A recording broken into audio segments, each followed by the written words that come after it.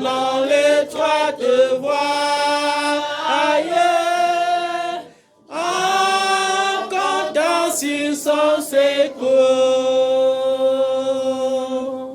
Bientôt ils auront la joie de vivre avec lui toujours. Amen. Pour vivre avec lui éternellement, il faut suivre l'étroite voie. L'étroite voie. Large et spacieux, c'est la porte qui mène à la perdition, mais très étroite et resserrée est la porte qui mène au ciel. Amen. Amen. C'est ce que le Seigneur a dit et nous devons comprendre que cela est vrai. Amen.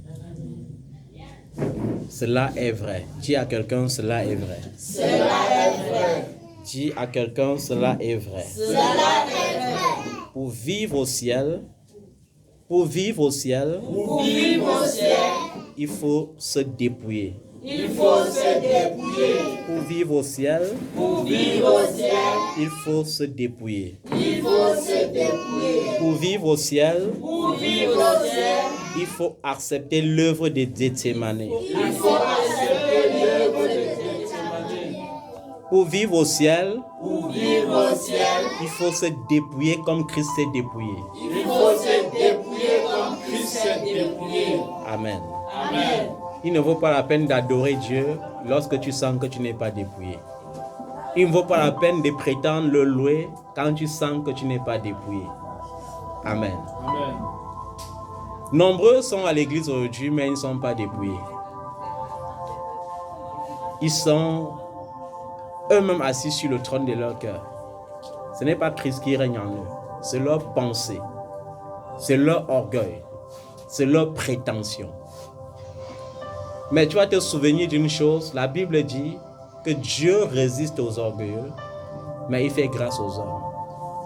Ceux qui s'élèvent eux-mêmes, quand tu t'élèves, tu crois que tu es arrivé au sommet. Après, tu te trouves en train de ramper pour recommencer là où tu avais même déjà dépassé les autres. Il faut être humble. Dieu fait grâce aux humbles. Amen. Amen.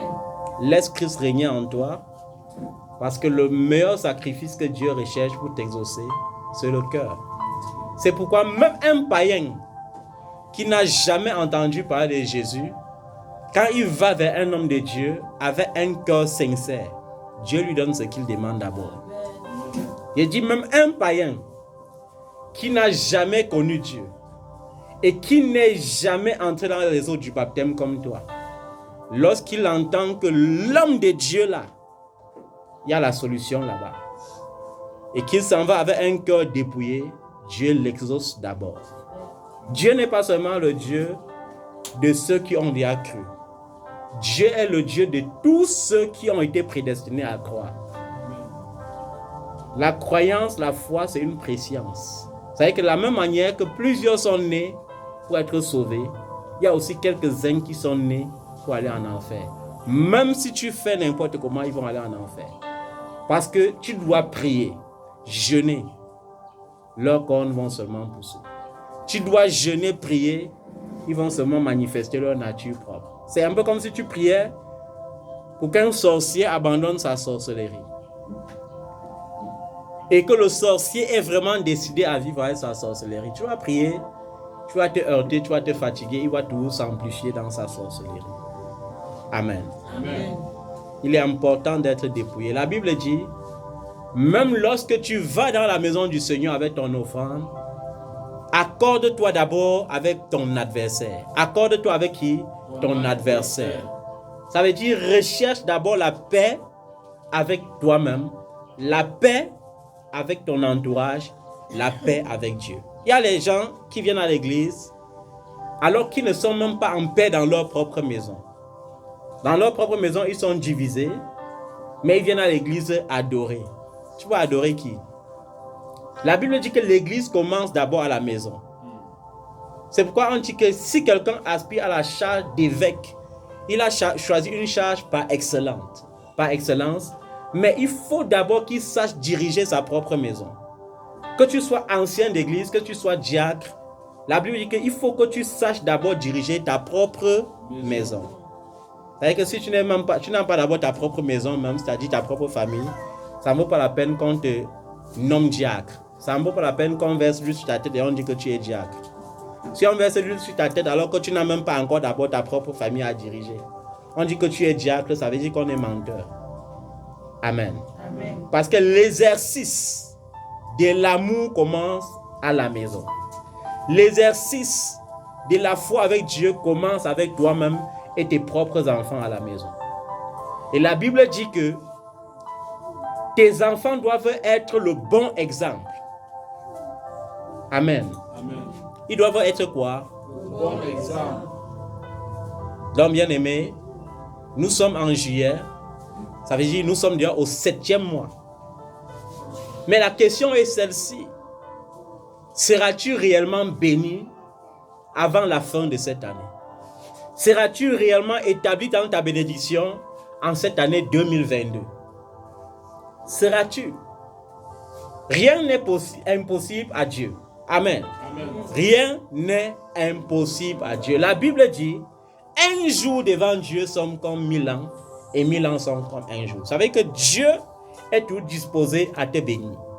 Dieu est tout disposé à changer ton histoire.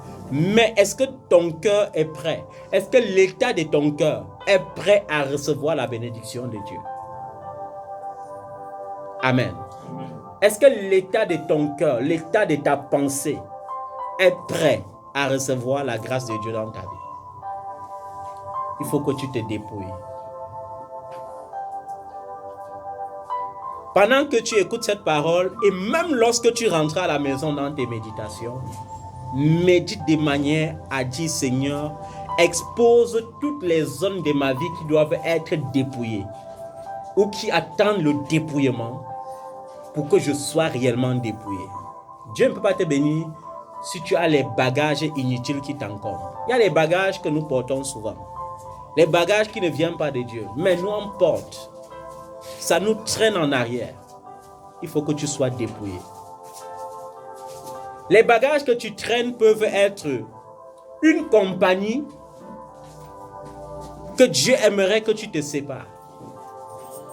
Amen. Ça peut être un frère. Ça peut être une sœur. Ça peut être une cousine ou un cousin. Amen. Ça peut être un péché. Dépouille-toi. Amen. Sois dépouillé. Sois dépouillé. Demande au Saint-Esprit de fouiller dans ta pensée et de te dépouiller de toutes pensées qui peuvent te bloquer. Demande au Saint-Esprit, fouille dans ma pensée. Dépouille-moi. Amen. Demande au Saint-Esprit de fouiller dans ton cœur et de te dépouiller. Vous savez, il y a les gens dans la maison du Seigneur qui ont cultivé l'habitude de leur village en eux. L'habitude et la malédiction de leur village, c'est la ruse. Mais une fois qu'ils sont en Christ, ils ne se séparent pas de la ruse. Ils continuent de développer la ruse et la malice dans la maison de Dieu. Ils développent. Tu les demandes d'arrêter, ils n'arrêtent pas. Ils développent. Ils apprennent à leurs enfants à développer la ruse. Ils apprennent à développer. La ruse et la malice ne viennent pas du Saint-Esprit. La ruse et la malice ne viennent pas de Dieu. Ça vient du diable. Quand tu es rusé et quand tu as la malice dans le cœur, même tes propres calculs t'éloignent de ta bénédiction. Ça veut dire que tu commences à faire des promesses dans le but de flatter. Ça ne vient pas de ton cœur, mais tu fais quand même des promesses.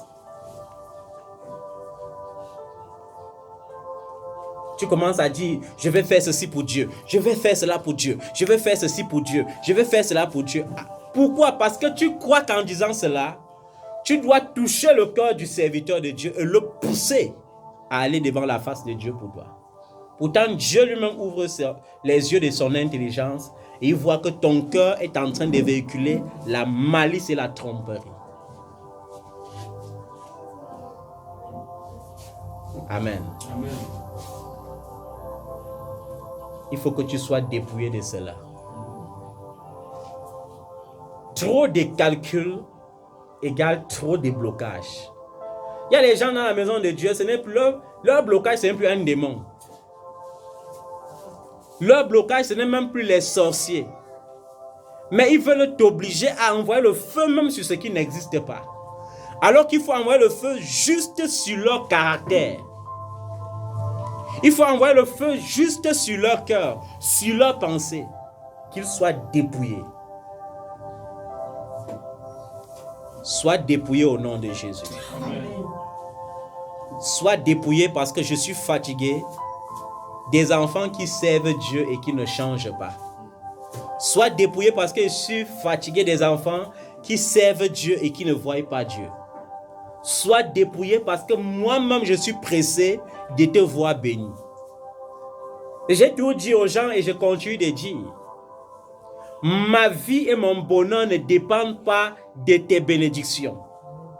Mais ma joie parfaite dépend de tes bénédictions. C'est la nuance que vous devez comprendre. Sois béni même si tu ne me donneras rien. Mais sois quand même béni. Parce qu'on sait Dieu pour être béni.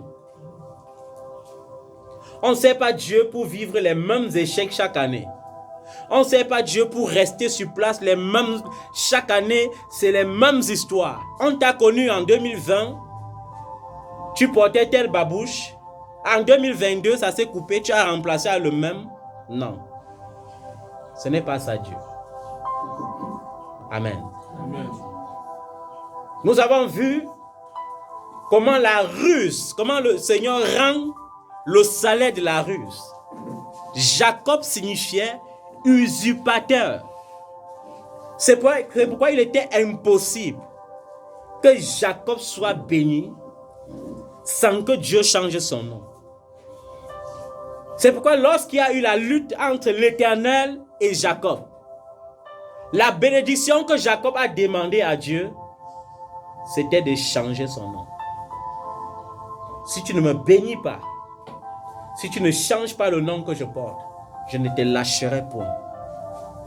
Amen. Amen. C'est pourquoi Dieu lui a dit, aujourd'hui ton nom n'est plus Jacob, ton nom c'est Israël. Ton nom c'est quoi? Israël. Peuple par élection de Dieu. Et c'est à partir de ce jour que la bénédiction de son grand-père pouvait couler dans sa vie. Or, lorsque Jacob était chez Laban, il savait que son beau-père était rusé. Mais il répondait à la ruse par plus de ruses. Et parce qu'il y avait l'onction sur sa vie, il profitait de l'onction pour rendre la ruse encore plus parfaite. Et par la ruse, il a dépouillé tous les biens de son beau-père. C'est pourquoi Jacob ne pouvait pas dire au revoir solennellement. Parce qu'il ne savait pas si les fils, ses beaux-frères pouvaient le laisser partir ou pas. À un moment donné, il s'est assis, il a fait les calculs, il a dit, heureusement que mes femmes m'aiment. Heureusement que mes enfants m'aiment. Sans cela, les gens s'ils vont me livrer sur un plateau en nom à mon beau-père-ci. Sans cela, si mes femmes ne m'aimaient pas, ils allaient dire à leur frère, coupez sa tête. Et nous allons rester avec nos enfants et les biens qu'il a volés et nous allons vivre. C'est pourquoi Jacob était obligé de faire une réunion extraordinaire avec sa femme et ses enfants et ses serviteurs et de dire, chions. Mais comme Dieu est Dieu, quand Laban le poursuivait, c'était pour finir avec lui. Mais quand Laban est arrivé, Dieu a changé les plans de Laban. Et l'a poussé plutôt à tisser alliance avec Jacob. Pourquoi? Parce que lorsqu'il y a la bénédiction de Dieu sur ta vie, même lorsque tes ennemis les plus farouches arrivent dans ta présence, ils sont obligés de te flatter. Pourquoi? Parce qu'ils savent que tu es né pour être grand. Et ils doivent aussi profiter de cette grandeur. Amen. Amen. Lorsque tes ennemis s'agitent et se multiplient, ils n'attendent qu'une seule chose. S'aimer l'amertume en toi pour te retarder. S'aimer l'amertume dans ton cœur pour faire comment? Pour te retarder. C'est la même chose dans l'église. Il y a certains enfants que leur rôle dans l'église, c'est d'attrister leur père. C'est-à-dire que même si tu fais n'importe comment, cet enfant veut seulement qu'il y ait la tristesse dans ton cœur. Pourquoi? Parce que cet enfant veut avancer en tuant l'église. C'est pour ça que la semaine dernière, vous ai prêché sur le rôle de Judas.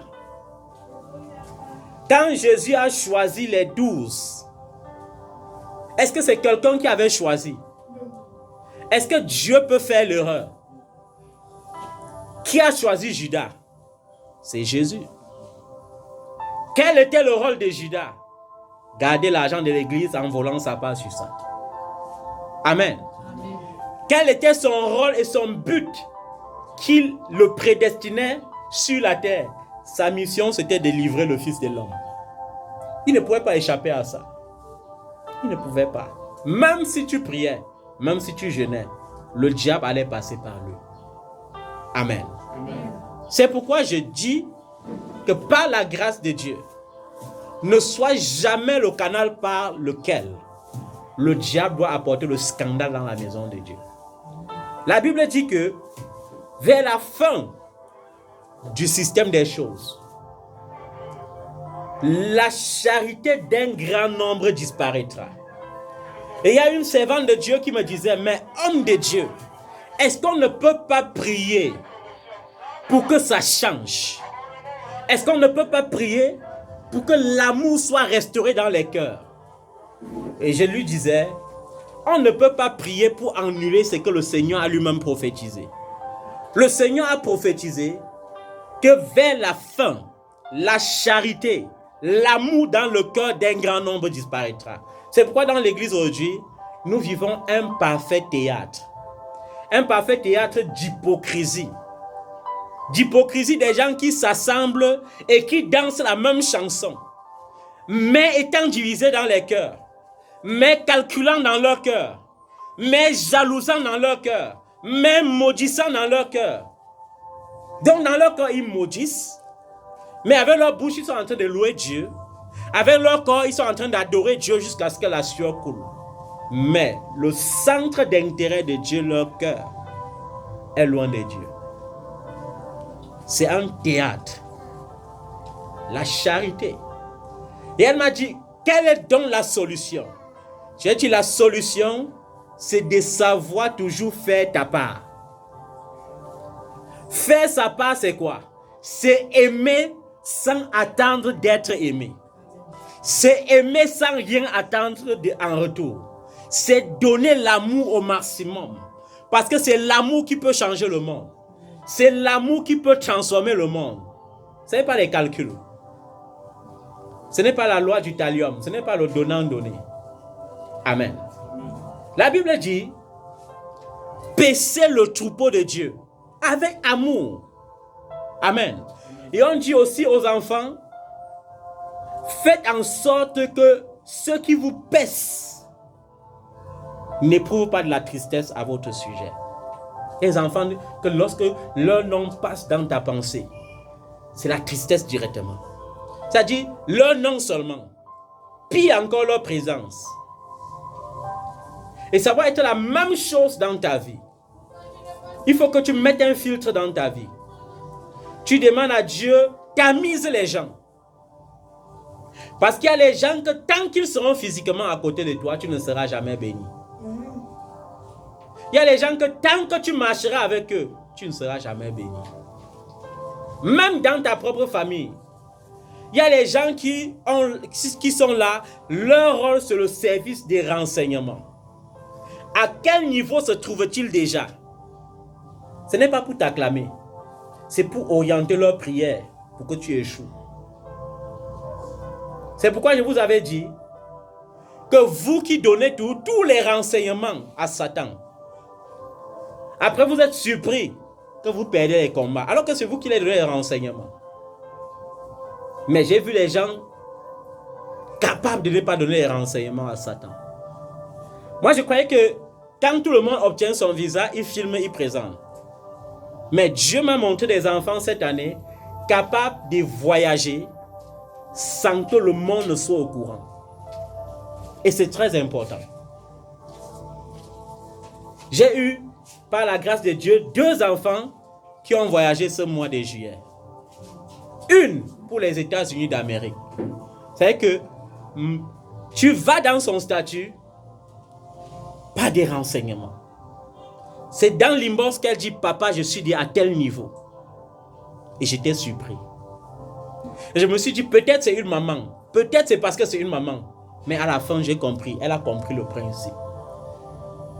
Et quand Dieu a permis qu'une autre qui est venue me dire au revoir, avant-hier, voyage, j'ai été encore plus que surpris. Dans ces statuts, pas de photos. Il y a les autres, dès qu'ils sont à Simalène, photos. Dès qu'ils sont à l'avion, non, placez-moi seulement là où il y a les réacteurs. Je vais filmer pour qu'on confirme que je suis dans les airs en train de partir. Tu oublies que le sorcier peut même piloter l'avion là et te jeter dans la mer. Parfois, c'est très beau. Mais je dis, quand on est faible, on ne peut pas aider quelqu'un. Parfois, pour aider les gens, il faut être fort. Et pour être fort, il faut se déconnecter. Il faut couper le signal. Amen. Amen. Pour être fort, il faut faire comment? Couper le signal. C'est-à-dire, tu disparais pendant un bon moment. Après, tu sors un géant. Un lion qui rugit sans paniquer. Et là, maintenant, tu peux aider. Tu veux y te marier. Tu n'es pas encore marié. Mais tu as y publié partout. Mon fiancé travaille telle chose. Et après, c'est ta propre camarade qui peut maintenant dire, tu veux épouser une sorcière, alors que moi, l'ange, je suis à côté. Et demain, tu vois sur Facebook, on est en train de publier, ton fiancé est en train de publier les photos de son mariage avec ton ami intime qui marchait à tes côtés et tu pleures. Au service des renseignements. Et je vous ai dit, ce n'est pas tous ceux qui vous appellent. Bien souvent, ceux qui ne veulent pas votre bonheur. Leur première parole au téléphone, c'est toujours « Tu fais quoi maintenant? Tu fais quoi maintenant? » Ça veut dire, tu es à quel niveau? Et je vous ai dit, il y a plusieurs catégories de personnes qui visitent vos statuts. Il y a certains qui visitent vos statuts pour voir si vous avez réellement échoué ou pas. Pour voir si la joie que vous présentez dans les statuts sont une joie réelle. Pour qu'ils aillent orienter leurs prières sur les autels dans le but de vous voir triste. Il y a d'autres que lorsqu'ils viennent visiter votre statut, c'est pour voir s'il y a une percée. Vous savez qu'ils voulaient être votre ami, mais ils mettaient les réserves. Comme la garantie de l'amitié terrestre maintenant, c'est les biens matériels. Quand il voit que tu as déjà la richesse, il est obligé d'être ton ami à 100%. Juste parce que on est obligé d'être l'ami des riches.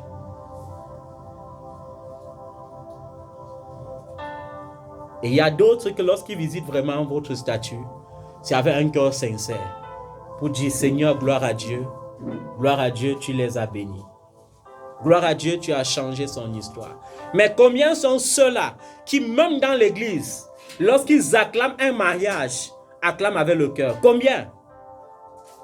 Le théâtre de la sorcellerie. Les sorciers qui envoient le feu sur la sorcellerie. Et je vous ai dit, un enfant de Dieu qui a toujours l'esprit de soupçon, trop d'esprit de soupçon, c'est un sorcier. Et si tu as le genre d'esprit là, viens, on va te délivrer. Tu soupçonnes le mal partout. C'est-à-dire que tu viens à l'église. Si le sommeil te prend un peu, tu ne regardes pas si tu t'étais bien reposé hier.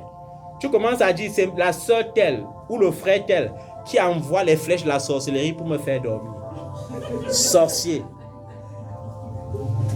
Sorcier. Vous riez, mais c'est la réalité.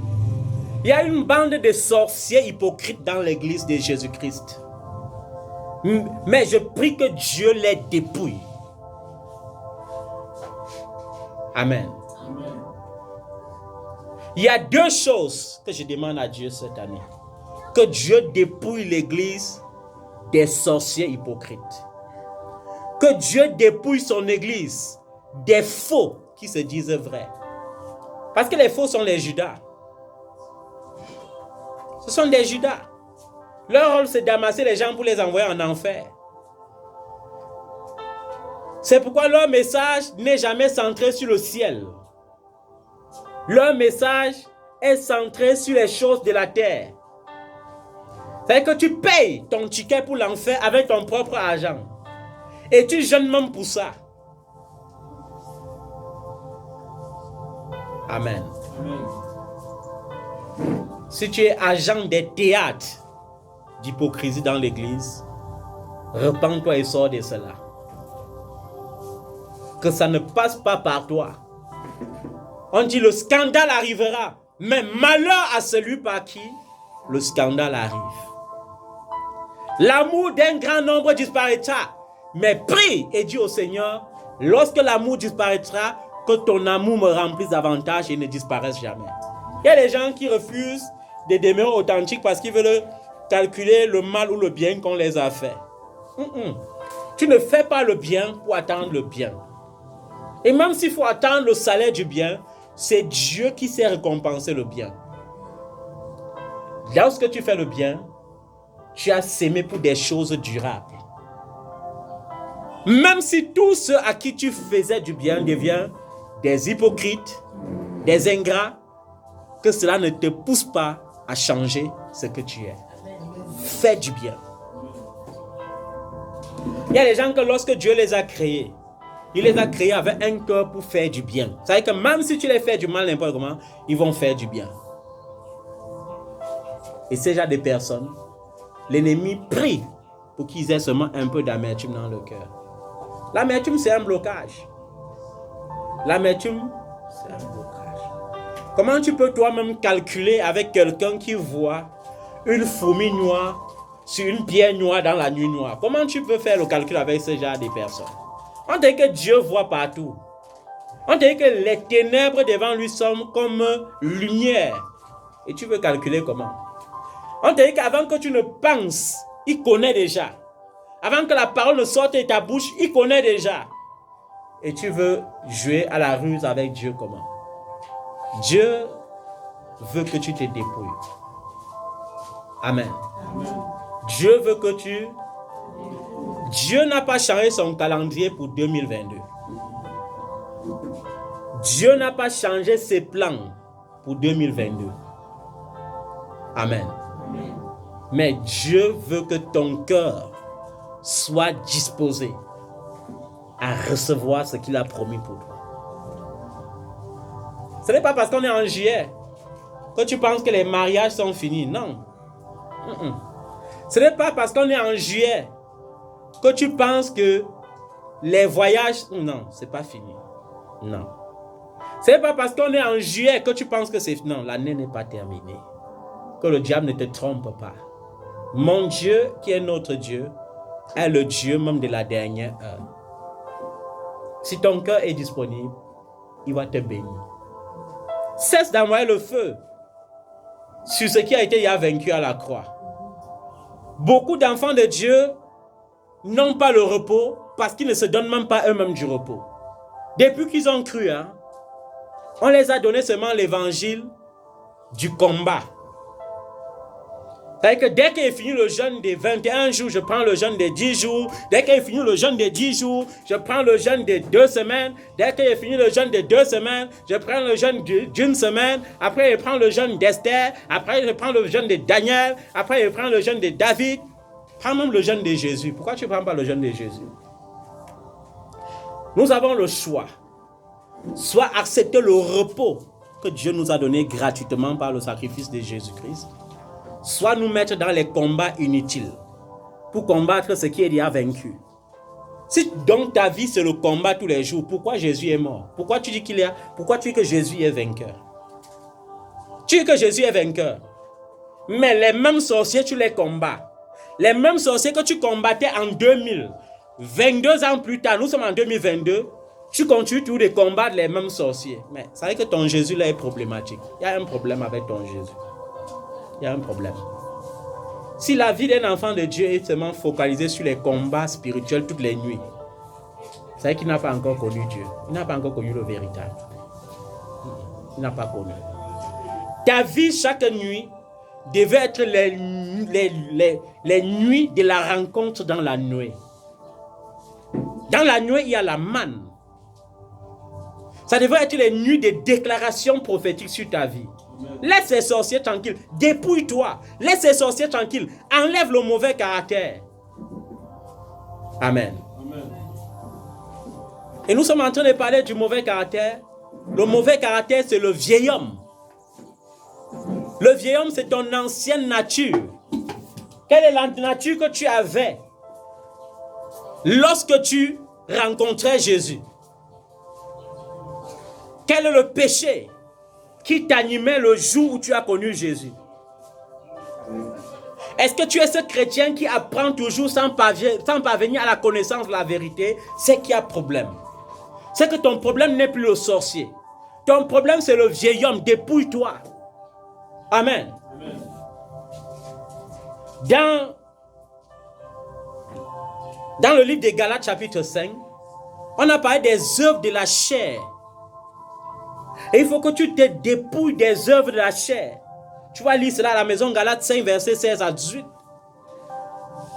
Il faut que tu te dépouilles. Les œuvres de la chair sont plus dangereuses que 10 000 démons. Le plus grand blocage dans la vie d'un enfant de Dieu n'est pas un démon. Ce n'est pas l'homme géant. Ce n'est pas l'homme fort. David nous a démontré qu'au nom de l'Éternel des armées, on terrasse ce géant. Je ne sais pas donc ce géant que tu terrasses depuis 20 ans. Il n'a pas fallu 2 heures de temps à David pour tuer Goliath. Mais tu as pris 132 jeunes. Et Goliath est tout debout. Vous savez que le Goliath, c'est toi-même, c'est ta chair. Amen. Le plus grand ennemi de la destinée et de la bénédiction d'un enfant de Dieu, ce n'est pas Satan. Ce n'est pas le monde. Amen. Ce ne sont pas les démons et les sorciers. Jésus les a vaincus à la croix. Et il est écrit qu'au nom de Jésus, tout genou fléchira et toute langue confessera qu'il est Seigneur. Ce qui doit fléchir devant Jésus pour que tu sois béni, c'est ta chair. C'est ton comportement. Sois dépouillé. Amen. Sois dépouillé. Dans Colossiens 3, versets 5 à 9, on demande de renoncer à la ruse. La renonciation. Le dépouillement. Renonce à la ruse. Renonce à la ruse. Renonce à la malice. Et je crie encore fort pour les enfants qui calculent. Sachez que les calculs que vous faites avec la malice vous bloquent plus que 100 démons et 10 000 sorciers. Parce que le sorcier, au moins, quand tu vas dire au nom de Jésus, il va partir. Mais ta chair est parfois rebelle. Même lorsqu'on dit au nom de Jésus, ça continue de rester debout. Ta chair. Donc si tu as assez de feu à envoyer sur les sorciers, envoie ça sur ton caractère. Envoie ça sur ton cœur. Pour que ton cœur devienne le cœur de Dieu. Parce que lorsque ton cœur devient un cœur dépouillé et que ton cœur devient le cœur de Dieu, Dieu se sent obligé de te bénir. Parce que quand ton cœur devient le cœur de Dieu, ton cœur commence à toucher le cœur de Dieu. Et lorsque ton cœur touche le cœur de Dieu, Dieu te bénit. Amen. Amen. Dans Éphésiens chapitre 4, à partir du verset 17, que dit l'apôtre Paul? Parce que dans les églises d'Asie, il y avait les gens qui étaient les esclaves de leur comportement, les esclaves de leur chair, les esclaves de leur caractère. Mais voilà ce que Paul leur dit. À partir du verset 17, au chapitre 4 du livre d'Éphésiens, il dit: voici donc ce que je dis et ce que j'affirme dans le Seigneur. Vous ne devez donc plus vous conduire comme les non-croyants. Vous ne devez plus donc vous conduire comme quoi? Les païens. Ouais, mon Dieu. C'est terrible comment les chrétiens imitent la vie des païens de nos jours. Il y a certains chrétiens que lorsqu'ils m'invitent à leur fête, mon esprit n'est pas tranquille. Parce que toutes les musiques qui vont danser là-bas, ouais, mon Dieu.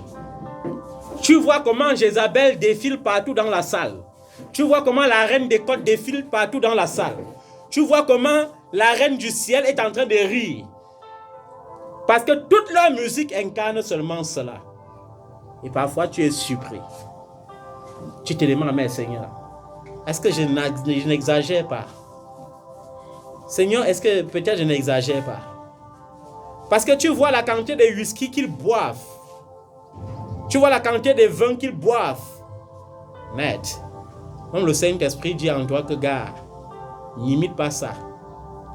Ce que tu imites, c'est que tu es cuit. Amen. Nous ne devons plus nous conduire comme des non-croyants qui se laissent guider par la sottise de leurs pensées. Par la sottise de leurs pensées. Et on insiste sur la pensée. Ils ont l'intelligence obscurcie. C'est qu'ils sont aveugles. Les païens se comportent de la sorte parce qu'ils sont aveugles. C'est parce que les païens sont aveugles. Oh Seigneur, il y a un phénomène alors qui m'énerve dans les réseaux sociaux. Comment les gens aiment Jésus avec leur cœur, mais ils n'aiment pas Jésus avec leur corps. Vous connaissez combien de servantes de Dieu viennent mettre « Je suis la fille de Jésus » avec leur poitrine exposée dehors, dans les réseaux sociaux. Que j'aime Jésus, mais vous pouvez pécher à cause de mes seins. L'hypocrisie. Tu n'as pas aimé Jésus et affiché le contraire. Oui. Habille-toi de manière à ne pas être un scandale pour le frère. Ouais. Même à l'église, lorsque tu danses, rassure-toi que ton habillement n'est pas une occasion de chute pour un frère qui a les yeux derrière toi. Parce qu'au lieu que ses yeux soient fixés sur l'adoration, ça peut se fixer sur ton postérieur jusqu'à la fin du culte. Et tu seras, par ta liberté, en train d'entraîner un frère en enfer. J'aime Jésus. Ils écrivent, je suis la fille de Jésus. Je suis la fille de Sion. Oui, mais la poitrine est exposée. Voyez-moi. Puis encore la peinture rupestre. Tu vois les servants de Dieu qui te donnent directement la description de ce que tu vois dans le livre d'Apocalypse. Lorsque Jésus dit à l'ange d'église d'Éphèse, ce que j'ai contre toi, c'est que tu laisses la femme Jézabel monter sur la chair et séduire mes serviteurs.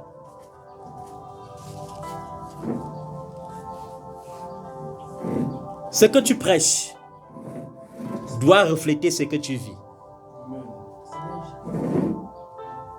Le reflet de ta vie n'est pas seulement la parole qui sort de ta bouche. C'est aussi ton caractère. C'est aussi ta manière de te vêtir. C'est aussi ta manière de te maquiller. Je n'ai jamais eu rien contre le make-up. Je n'ai jamais rien contre vos cils et vos paupières que vous rasez pour aider Dieu. En disant à Dieu, Seigneur, tu sais qu'il fallait raser, tu n'as pas rasé. Comment tu fais pousser ça? Je n'ai rien contre ça. Mais j'ai tout contre toute beauté qui devient effrayante. Est-ce que vous savez que quand il y a des femmes que lorsqu'elles se maquillent, au lieu d'être attirantes, oh Seigneur, elles ressemblent aux mêmes femmes que tu vois dans les films d'horreur qui t'effrayent. Chaque femme devrait connaître son corps. Comment tu peux voir ton corps? Tu vois que c'est la robe qui te convient et tu forces le pantalon. Comment? C'est le scandale. C'est le scandale. Le frère met les boucles pour louer Dieu. On dit non, Dieu regarde seulement l'intérieur. L'extérieur n'a rien à voir. Et vous allez critiquer les PD. Le frère a les locks qui tapent jusqu'aux fesses. On dit que oui, Jésus t'avait trouvé comme ça, mais il te dit de changer. Jésus t'avait trouvé comme ça, mais il t'a dit de faire comment? S'il y a le tatouage sur mon corps, avant de connaître Jésus, et après il me rend compte que le tatouage, on ne peut pas effacer. Ce n'est pas ma faute. Mais quand même, les lors, on peut couper, vrai ou faux?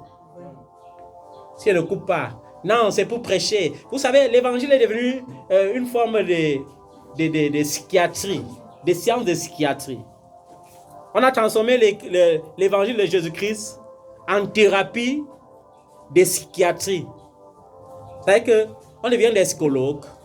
On dit que pour prêcher aux rappeurs, il faut mettre les tatouages, il faut mettre les lors. Oui, pourquoi? Deviens pédé alors pour aller prêcher aux pédés. Deviens lesbienne alors pour aller prêcher aux lesbiennes. C'est-à-dire les gens pensent qu'on va laisser le Saint-Esprit de côté et transformer la parole de Dieu en philosophie. Mais Dieu te dit, éloigne-toi des fables et des généalogies. Éloigne-toi de ces choses. Amen. Amen. Ne sois pas comme les païens. Les païens agissent ainsi parce qu'ils ont l'intelligence obscurcie. C'est-à-dire que quand je vois une païenne qui marche presque nue dans la rue, je ne peux pas le critiquer. Pourquoi? Parce qu'il n'a pas Jésus. Puis encore, il n'a pas le Saint-Esprit. Donc pour lui, ce qu'il fait est normal. Mais maintenant, toi tu dis, quand tu lis la Bible, tu arrives sur la partie qui dit, ne vous conformez pas au siècle présent, mais soyez transformés par le renouvellement de l'intelligence. Tu effaces cela, tu mets de côté. Et tu commences à imiter le païen. Tu deviens pire, une chrétienne en route, avec sa poitrine dehors.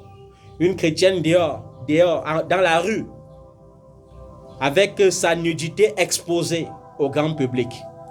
Après, on jeûne, on chasse le démon du célibat. Comment on peut épouser un bien public? On ne peut pas épouser un bien public. C'est pour cela que j'ai regardé, j'ai fait un sondage dans les réseaux sociaux, j'ai vu que la majorité des femmes qui écrivent sur situation matrimoniale compliquée.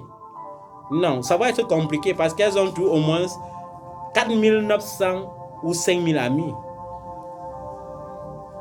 Dans les 4500 ou 5000 amis là, tu as 3000 admirateurs. Le choix va se faire comment? Ça ne peut pas se faire facilement. C'est pourquoi la situation matrimoniale, on met toujours compliqué. Et après, on est obligé de devenir mère célibataire avec 3 enfants et 3 pères parce qu'on était trop belle. On dépassait Sarah en beauté. On dépassait Rebecca en beauté. On dépassait même Ruth.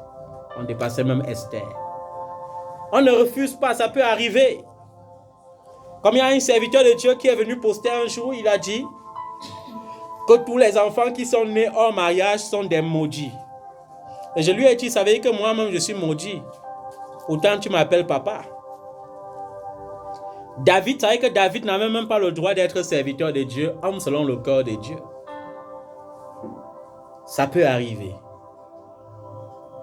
Mais ta situation passée ne doit pas refléter ta situation présente en Christ. Quand Dieu dit qu'il a oublié ton passé, tes iniquités, c'est-à-dire que Dieu a formaté ton passé et il te donne le privilège de bâtir un futur nouveau. Ne va pas donc par tes habitudes prouver le contraire au monde. On n'a jamais dit que les enfants de Dieu frémissent et attendent la manifestation du monde. Non. On a dit le monde frémit. Amen.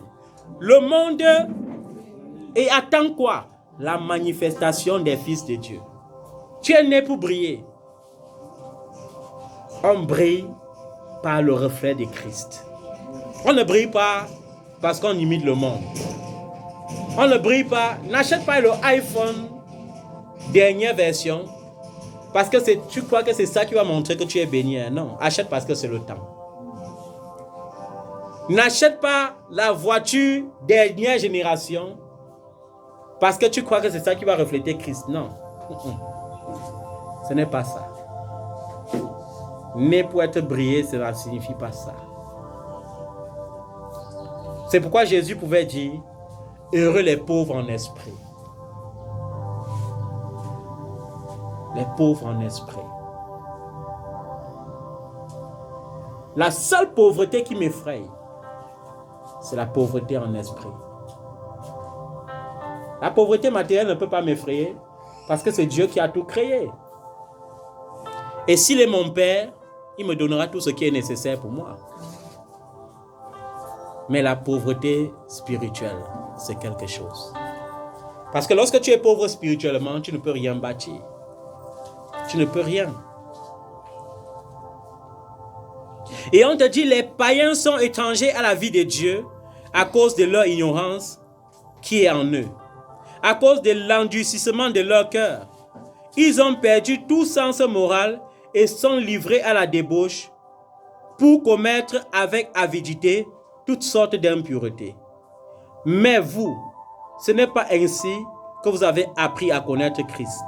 Si du moins, c'est lui que vous avez écouté, et si c'est en lui que vous avez été enseigné conformément à la vérité qui est en Jésus. On vous a enseigné à vous débarrasser du vieil homme qui correspond à votre ancienne manière de vivre. On vous a enseigné à vous dépouiller de quoi? Du vieil homme. Il est écrit priez sans cesse. Il n'est pas écrit combattez sans cesse. Le seul combat que tu vas mener tous les jours, ce n'est pas t'asseoir tous les jours et accuser que... Il y a les bénédictions qui tardent tout seulement parce que Dieu a prévu ça pour un temps. Ce n'est pas tout le sorcier qui est tout en train d'attaquer ta vie. Ce sont de voir le sorcier partout. Amen. Amen. Le combat que tu vas mener tous les jours, c'est Seigneur, dépouille-moi. Seigneur, transforme mes pensées. Seigneur, transforme ma manière d'agir. Seigneur, donne-moi les pensées et les sentiments qui étaient en Christ. Seigneur, revêt-moi de l'humilité. Mais au lieu de faire ça, tu te pointes avec ton orgueil chaque jour et tu envoies le feu à tous les sorciers. Et tu vois la sorcellerie partout. Il manque seulement un peu comme ça. Tu commences à dire même que ton père spirituel c'est un sorcier. Parce que tu vois la sorcellerie partout. Amen. Amen. On vous a enseigné à vous débarrasser du vieil homme qui correspond. Le vieil homme correspond à quoi? À votre ancienne manière de vivre et se détruire sous forme de ses désirs trompeurs. À vous laisser renouveler par l'esprit dans votre intelligence et à vous revêtir de l'homme nouveau. Soyez revêtus de l'homme nouveau. Créé selon Dieu dans la justice et dans la sainteté qui produit la vérité. L'homme nouveau est comment? L'homme nouveau est créé selon Dieu dans la justice et la sainteté que produit la vérité. C'est la vérité qui produit la justice et la sainteté. Les enfants de Dieu qui sont là, je suis sanctifié. Tout simplement parce que tu as réussi à t'abstenir du sexe pendant 5 ans. Tu crois que tu es saint? Non. Le péché, ce n'est pas seulement l'impudicité. La sanctification, c'est plus que ça. Si tu t'abstiens de l'impudicité et tu es menteur, ça veut dire que tu n'es pas saint. Si tu t'abstiens du mensonge et tu es dans la convoitise, ça veut dire que tu n'es pas saint. La sanctification avec laquelle on voit Dieu englobe la victoire sur tous les péchés. Amen. Et vous devez lire tout ça à la maison, c'est très important. Soyez dépouillés. On ne peut pas être dépouillé de ce qu'on ne connaît pas.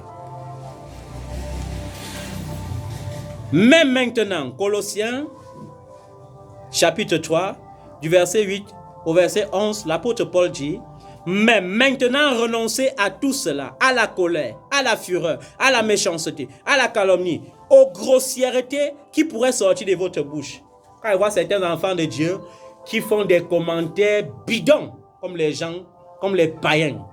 Ils parlent de la grossièreté sort de leur bouche.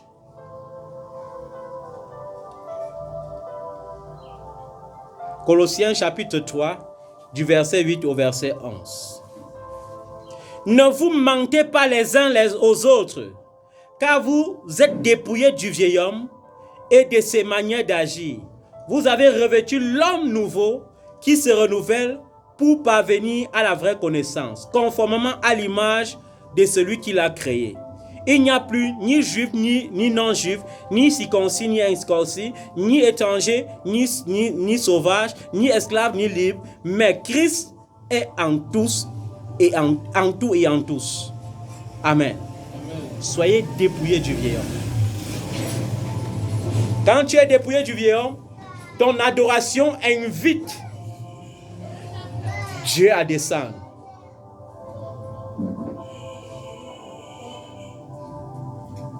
Amen. Quand tu es dépouillé du vieil homme, ton adoration invite Dieu à te visiter. Ta louange invite Dieu à vouloir que tu montes vers lui. Mais quand tu n'es pas dépouillé, tu vas chanter. Ce sont les émotions. Tes larmes vont couler, mais tu n'es pas connecté. Tu crois que tu es connecté. Et ce qui tue, c'est souvent quoi? Vous savez, la musique au ciel joue un rôle très important. C'est pourquoi même Lucifer a compris le rôle de la musique sur la terre. Et pour égarer le maximum des jeunes, il passe par la musique. Amen. Et vous savez, lorsqu'on joue les instruments, et quand c'est très bien joué, ça crée une sensation dans l'âme. Plusieurs adorent, ils pleurent, mais ils ne sont pas connectés. C'est la musique qui les berce. C'est la musique qui les fait penser aux émotions. Et ils pleurent, les larmes coulent, les larmes coulent. Ils pensent comment sa vie aurait pu être. D'autres pensent plutôt à leur mère qui était morte depuis. D'autres pensent plutôt à tel. D'autres pensent et ils pleurent. Et on croit que c'est l'adoration. Non. Quand il y a adoration, il y a la présence de Dieu. Quand il y a la présence de Dieu, ça se sait. Tu ne peux pas entrer dans l'adoration avec la maladie et ressortir avec la maladie. Tu ne peux pas entrer dans l'adoration avec les problèmes et ressortir avec les problèmes. Non. Non. Quand Dieu te visite, la seule conséquence de la visitation de Dieu, c'est la bénédiction. La seule conséquence de la visitation de Dieu, c'est l'inversement de la destinée. Citez-moi une seule personne dans la Bible qui a reçu la visitation de Dieu et qui est resté le même. Il n'y en a pas. Il n'y en a pas. Lorsque Zacharie a reçu la visitation de l'ange, c'était pour que Élisabeth tombe enceinte. Lui qui a cherché l'enfant depuis sa jeunesse jusqu'à sa vieillesse. Quand Abraham a reçu la visitation de Dieu, c'était pour que son nom devienne Abraham. Quand Jacob a reçu la visitation de Dieu, c'était pour devenir Israël. Quand Salomon a reçu la visitation de Dieu, c'était pour recevoir l'onction de la sagesse. Mais tu entres dans l'adoration, signe de la présence de Dieu. Tu finis d'adorer, tu avais la grippe et tu ressors avec la grippe. Tu avais la toux et tu ressors avec la toux. Non. Dans la piscine de Bethesda, quand l'ange agitait l'eau, c'est la présence de Dieu qui guérissait les malades. Quand il y a la présence, et quand vous voyez au bord de la piscine de Bethesda, il y avait les cas les plus chroniques, comme cet homme qui était paralytique depuis 38 ans. Mais comme Jésus était plus que ce qui était dans la piscine, il n'a pas eu besoin de dire, attends, je t'aide à descendre dans la piscine. Il n'a pas eu besoin de dire, attends, je te pousse dans la piscine. Il a dit, lève-toi, prends ton lit et retourne chez toi. Si maintenant Yeshua, le Messie, qui est capable de te guérir par la parole, te visite. Dans l'adoration, il y a la visitation de Dieu avec toute sa puissance et sa sainteté. Et quand on entre dans la puissance et la sainteté de Dieu, on sort transformé. On sort avec l'histoire renouvelée. C'est pourquoi, généralement, le vrai baptême du Saint-Esprit se passe dans l'adoration. Le vrai baptême du Saint-Esprit se passe dans l'adoration. Parce que quand il y a la présence de Dieu dans l'adoration, il y a des myriades d'anges dans la foule. Des myriades d'anges pleins de sainteté. qui acclament la sainteté de Dieu et qui relâchent les grâces, qui relâchent. Tu vois comment le pauvre sort étant riche. Et vous avez vu comment on prêche sur le vieil homme. Et vous voyez comment le vieil homme est dur. Vous voyez que le vieil homme, c'est Dieu plus que les démons. Quand tu dis à un démon, sors au nom de Jésus, il ne discute pas avec toi, il doit sortir. Parce qu'au nom de Jésus, tout genou fléchit. Mais vous avez vu par exemple comment on prêche sur le vieil homme. Et ça manifeste directement sur vous. Directement, ça veut dire que ça n'attend même pas le lendemain. Vous avez vu que les mêmes comportements qu'on critique tous les jours, c'est ça que vous manifestez pendant qu'on prêche encore contre le vieil homme. Vous avez vu, on a lu la parole de Dieu, vous étiez assis. Pourquoi? Parce que vous êtes jeune, mais vous estimez que vous êtes vieux. Vous voyez? C'est que le diable est toujours en train de vous séduire par la chair. Tu sens tout que tu es fatigué. Et pourtant, tu n'es même pas fatigué. Si on te demande, qu'est-ce qui te pousse à t'asseoir comme ça? Toi qui danses toute une nuit dans les mariages des gens. Toute une nuit, tu ne te fatigues pas. Mais te lever une heure étant dans la présence de Dieu, c'est dur. Le vieil homme. Le vieil homme. C'est ça. C'est pourquoi vous comprenez pourquoi on met l'accent sur le vieil homme. Pourquoi l'apôtre Paul dans ses lettres, il n'a pas écrit lutter contre les démons. Il n'a pas écrit l'envoyer le feu sur les sorciers. Non, il a passé le temps à leur dire dépouillez-vous du vieil homme. Dépouillez-vous de votre ancienne manière de vivre. Dépouillez-vous, ne ressemblez plus aux païens. Vous avez été séparés des païens, ne ressemblez plus aux païens, ne les ressemblez plus. Parce que vous n'êtes plus dans l'ignorance, mais ils sont dans l'ignorance. Mais aujourd'hui, on vous a focalisé sur des combats qui ne vont jamais finir. Quand tu as reçu le mauvais enseignement, ça va t'accompagner toute ta vie. Parce que toute ta vie, tu n'auras jamais le repos. Toute ta vie, il y aura tous les sorciers. Toute ta vie. Et quand tu commences à prier contre les sorciers, tu auras les rêves. Chaque jour, tu vas rêver de tel oncle. Chaque jour, tu vas rêver de telle tante. Chaque jour, tu vas rêver de telle soeur. Chaque jour. Je dis que le diable ne doit pas te donner le repos. Il va te montrer des choses terribles chaque jour. Et tu vas croire que ce sont des révélations. Le diable a le pouvoir de se déguiser en ange de lumière. Tu devrais être conscient de ça. Le vieil homme. Depuis que tu as cru, le mouf n'a pas cessé dans ta bouche. Et ça ne t'étonne pas que tu dises tu es mouf. Le vieil homme. Depuis que tu as cru, tu mens. Tu suçotes. Pendant que tu mens même, tu entends comment l'Esprit de Dieu te dit menteur. Mais c'est le vieil homme. Tu mens quand même. Tu rentres à la maison, ta conscience te trouble, mais le lendemain, tu mens encore. Le vieil homme. Tu convoites. Depuis qu'avant de connaître Jésus, c'était la convoitise. Tu es en Christ, la convoitise. Toi-même, tu entends comment la parole te dit dépouille-toi, mais la convoitise, le vieil homme. Lutte contre ça. Voilà ton seul blocage en 2022. Moi, je ne vois pas pourquoi tu vas passer le temps à lutter contre ce que Jésus a déjà vaincu. Même à un moment donné, les autels sont obligés de se soumettre et de dire que non, on ne te connaît plus. Christ a payé le prix pour toi. Mais maintenant alors, tu te jettes dans des combats inutiles. Ce que Dieu désire, c'est ta sanctification. David, dans le livre de Psaume 51, a dit le sacrifice qui est agréable à Dieu, c'est un cœur brisé. Un cœur brisé, c'est un cœur dépouillé. Un cœur brisé, c'est un cœur repentant. Un cœur brisé, c'est un cœur changé. Un cœur brisé, c'est un cœur transformé. Mais tu es là avec ton cœur noir. Et tu invoques le Saint des Saints. Et tu dis, Seigneur, bénis-moi. Seigneur, j'ordonne maintenant que ma bénédiction arrive. Ouh. Quand tu fais au genre de prière là, le diable met la main dans la poche avant de te regarder. Il regarde moi, mon enfant là-bas. Mieux tu viens encore me servir parce que je ne te bénis même pas depuis parce que tu es lâche. Parce que tu es dans deux camps. Tu m'appartiens tantôt tu ne m'appartiens pas. Tantôt tu m'appartiens, tantôt tu ne m'appartiens pas. Mon frère, il faut choisir. Il faut choisir. La vie sur la terre est tellement courte au point qu'il ne faut pas perdre le temps à danser dans tous les côtés. Il faut choisir. Amen. Avant de nous arrêter, je vais lire, vous allez prendre ces versets bibliques pour méditer à la maison sur comment vaincre le vieil homme. Et le thème de cet enseignement, c'était vaincre le plus grand ennemi de ta destinée. Le plus grand ennemi de ta destinée, ce n'est pas le diable. Le plus grand ennemi de ta destinée, ce n'est pas les démons, ce ne sont pas les sorciers, c'est ta chair.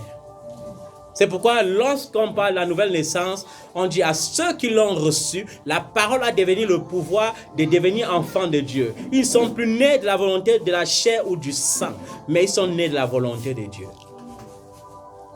Colossiens chapitre 3, versets 8 à 11.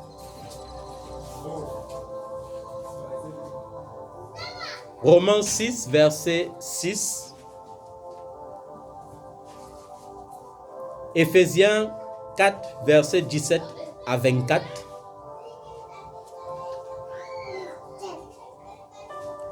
Galates 5, verset 16 à 18.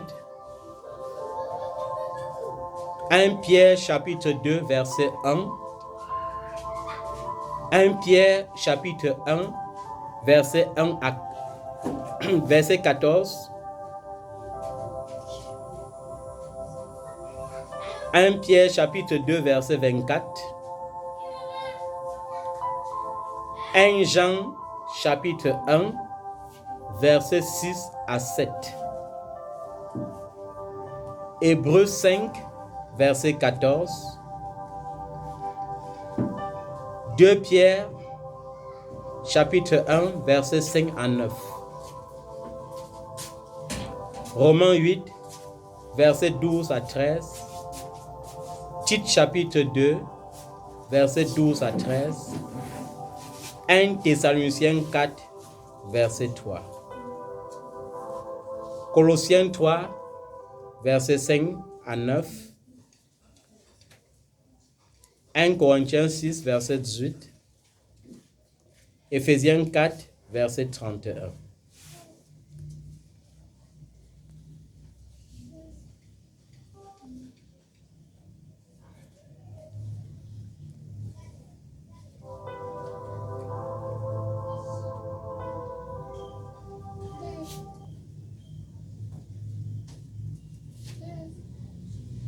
Amen.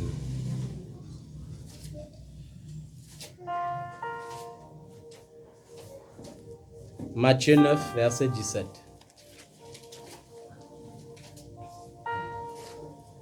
Nous allons nous mettre sur nos pieds. Et nous allons rendre grâce à Dieu pour cette parole. Le bénir parce qu'il veut que nous soyons transformés. Et je vais vous dire, la Bible dit, vous connaîtrez la vérité et la vérité vous rendra libre. Et la seule façon d'être affranchi, c'est de beaucoup méditer la parole. Lorsque David a péché, il a écrit dans le psaume 119, « Comment le jeune homme rendra-t-il pur son sentier ?» Et il a dit, « En marchant selon les préceptes de l'Éternel. » Tu ne peux pas marcher selon les préceptes de l'Éternel sans méditer sa parole. C'est en méditant la parole que la pensée est transformée et tu es revêtu de la pensée de Christ. Et quand ta pensée commence à penser comme Christ, tu sens toi-même comment le péché commence à te fuir. Mais si ta pensée n'est pas animée par la parole de Dieu, ta parole sera influencée par les telenovelas, influencée par Google ceci, Google cela, et tes nuits seront chaudes avec l'impureté, l'impudicité et bien d'autres vices encore. Amen.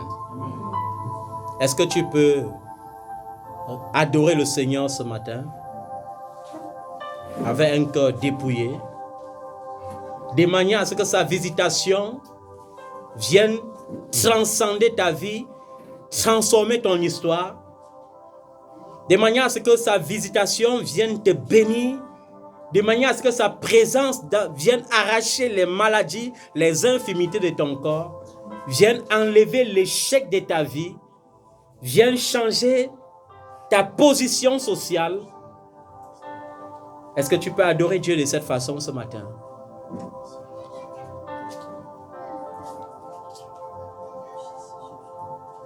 Mes yeux ont vu l'agneau, le Seigneur sur son trône, il règne pour toujours. Vaillant héros, vaillant héros,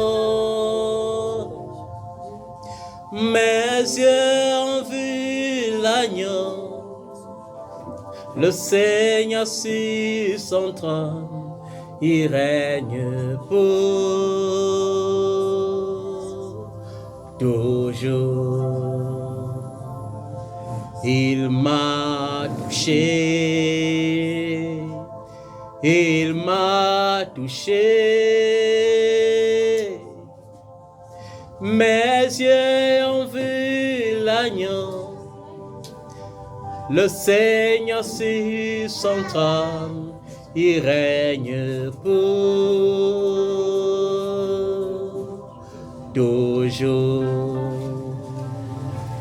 Vaillant héros, vaillant héros,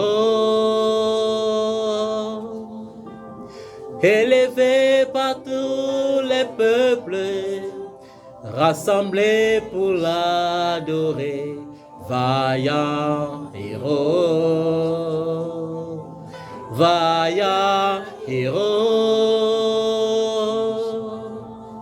Mes yeux ont vu l'agneau, le Seigneur sur son trône, il règne pour toujours. Il m'a touché, il m'a touché, mes yeux ont vu l'agneau, le Seigneur sur son trône, il règne pour toujours. Mes yeux ont vu l'agneau, le Seigneur sur son trône, mes yeux ont vu l'agneau, Elohim sur son trône, mes yeux ont vu l'agneau, Adonai sur son trône, mes yeux ont vu l'agneau, Elohim sur son trône, mes yeux ont vu l'agneau, Adonai sur son trône, mes yeux ont vu l'agneau, El Shaddai sur son trône, mes yeux ont vu l'agneau, Elohim sur son trône, mes yeux ont vu l'agneau, Adonai sur son trône, mes yeux ont vu l'agneau, Adonai sur son trône, mes yeux ont vu l'agneau, Elohim sur son trône, mes yeux ont vu l'agneau, Adonai sur son trône, mes yeux ont vu l'agneau, Elohim sur son trône, mes yeux ont vu l'agneau, Adonai sur son trône, mes yeux ont vu l'agneau, Adonai sur son trône. Oui, Seigneur, donne à nos yeux le pouvoir de te voir. Donne à nos mains le pouvoir de te toucher. Car lorsqu'on te contemple, ô Dieu, la vie qui était séchée devienne une vie arrosée. Lorsqu'on te contemple, ô Dieu, la maladie devient la guérison. Lorsqu'on te contemple, ô Dieu, le célibat devient le mariage. Lorsqu'on te contemple, ô Dieu, une vie d'échec devient une vie de témoignage. C'est pourquoi, Seigneur, nous voulons t'adorer ce matin. Te rendre grâce, Seigneur, pour ta bonté. Te rendre grâce pour ta fidélité. Te rendre grâce pour le dépouillement. Te rendre grâce pour le changement. Jacob était l'usurpateur, mais tu as fait de lui, Israël, le peuple béni. Seigneur, nous t'adorons pour ce changement. Nous t'adorons pour le nom nouveau. Nous t'adorons parce que ce n'est pas un homme qui nous donnera la révélation de notre nom, mais c'est toi, Seigneur, qui nous donne la révélation d'un nom nouveau. C'est toi qui nous donne la révélation d'une vie nouvelle. C'est toi qui nous donne la révélation d'un changement radical. Seigneur, merci. Merci, Seigneur. Merci, Papa. Tu as dit, croyez que vous avez déjà. Nous croyons, Seigneur, que la situation est transformée. Nous croyons, Seigneur, que la situation est transformée. Nous croyons, Seigneur, que les larmes, ô Dieu, sont des larmes de joie à présent. Nous croyons, Seigneur, que la tristesse est remplacée par la joie. Nous croyons, Seigneur, que par les meurtrissures de Jésus, nous sommes guéris. Nous croyons, Seigneur, qu'au nom de Jésus, la situation a fléchi genou. Nous croyons qu'au nom de Jésus, tout genou a fléchi. Même nos adversaires deviennent nos admirateurs. Parce que lorsque tu, Seigneur, approuves les sentiers d'un homme, tu disposes favorablement à son égard, même ses ennemis. C'est pourquoi dans l'adoration, nous voulons témoigner que nos seigneurs, nos ennemis nous serviront cette année. Nos détracteurs deviendront nos admirateurs cette année. Seigneur, ceux qui s'assemblaient contre nous s'assembleront pour nous. Merci, Seigneur. Le rejet est vaincu. L'humiliation est vaincue. Le rejet est vaincu. L'humiliation est vaincue. L'échec est vaincu. Merci, Seigneur. Nous n'allons plus errer comme ceux-là qui n'ont pas d'espérance. Mais nous allons avancer vers le trône. Parce que notre Dieu est assis sur le trône. Il a disposé le ciel pour nous. Il a mis la terre à notre disposition. Nous te disons merci, Seigneur. Merci, Papa. Au nom de Jésus. Que ceux-là qui rougissaient reculent soudain. Que ceux-là qui s'assemblaient contre nous s'assemblent pour nous. Que ceux qui s'en cause te maudissaient jouissent de leur propre malédiction. Que ceux qui s'en cause creusaient des fosses contre toi tombent dans leur propre fosse.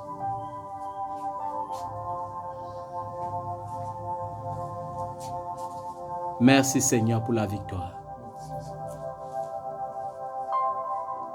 Que ceux-là qui jouissaient de ton étoile lâchent prise maintenant. Que le Dieu de la restitution te restitue. Qu'il te rétablisse dans ton étoile. Qu'il te rétablisse dans ta destinée. Oui, Père, comme Jésus l'avait dit devant la tombe de Lazare. Souviens-toi de moi, ô Père, de la grâce que j'avais auprès de toi avant de venir dans ce monde. Que pendant que tu écoutes cette parole, que Dieu se souvienne de toi, de la grâce que tu avais auprès de lui avant de venir dans ce monde. Et qu'il te bénisse par cette grâce. Qu'il fasse surabonder cette grâce dans ta vie. Amen. Au nom de Jésus de Nazareth. Amen.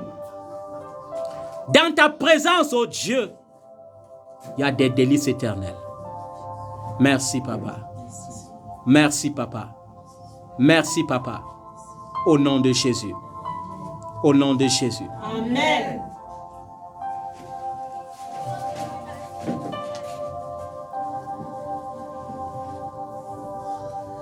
J'ordonne maintenant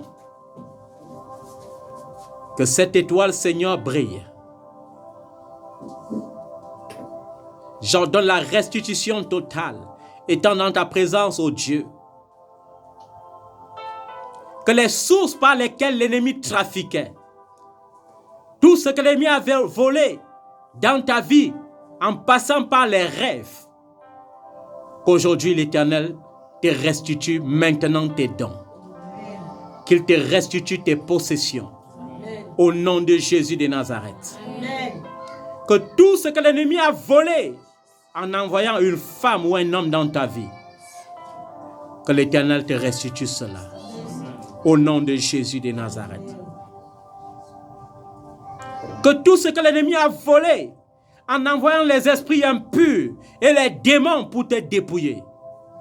Au nom de Jésus, qui est la restitution, qui est la restitution, qui est la restitution, qui est la restitution. Que l'onction te localise maintenant et brise dans ta vie le joug étranger, le joug de la servitude, le joug de l'ennemi. Que toutes les exigences de l'ennemi qui t'empêchaient de te réjouir, d'avancer, que ces exigences soient brisées maintenant au nom de Jésus de Nazareth. Amen. Merci Seigneur parce que tu nous restaures ce matin. Merci parce que tu nous couvres par le précieux sang de Jésus. Merci parce que tu nous redonnes la vie par le précieux sang de Jésus. Que ton nom soit jamais acclamé. Au nom de Jésus de Nazareth. Merci Seigneur. Au nom de Jésus.